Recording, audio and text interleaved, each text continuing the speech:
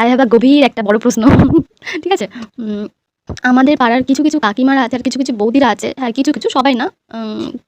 কিছু, কিছু ওই কাকিমাগুলো কি করে, নাইটি পড়ি আমরা সাধারণত, আমিও পড়ি, আমার মাও পড়ে। ঠিক আছে? বাড়িতে তো সবাই বলতে গেলে পড়ে।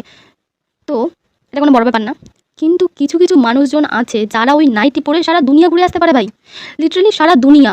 মানে স্কুল, কলেজ, তারপর যেখানে কাজে যায়। আমি বলছি, আমাদের পাশে একটা অ্যাপার্টমেন্ট আছে যেখানে অনেক যারা একটুখানি ধরো মধ্যবিত্ত বা একটু আর্থিক সমস্যা আছে তারা সেখানে কাজে যায়। ঠিক আছে? নাইটি পরে চলে যায়। আমাদের পাড়ার মধ্যে একটা ইংলিশ মিডিয়াম স্কুল আছে যেখানে কিছু, কিছু বাচ্চা পড়ে আমাদের পাড়ার। সেখানেও ভাই লিটারেলি কিছু, কিছু বৌদি আর ওই কিছু, কিছু কাকিমা ওরা নাইটি পরে এই বাচ্চাগুলোকে আনতে চলে যায়। মানে সিরিয়াসলি? নাইটি পরে স্কুলে? তারপর যেরকম আমরা স্কুলে কি নাইটি পরে চলে যেতে পারতাম কোনোদিন, বা স্কুলে জিন্স টপ পরে যদি কোনোদিন একটু স্কার্টটা, মানে স্কুল ড্রেসে যে আমরা ইউনিফর্ম পরতাম, নিচে যে স্কার্টটা পরতাম একটু এদিক ওদিক হয়ে গেলে ম্যামদের পুরো রিয়াকশনটা এরকম হতো।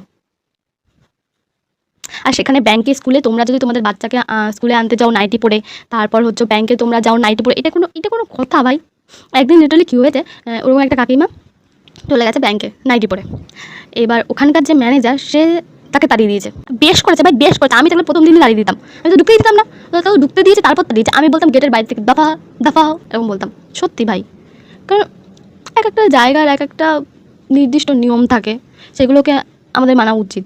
সব জায়গায় গিয়ে এইরকম আমি অশিক্ষিত এটার পরিচয় দেওয়া কি খুব জরুরি?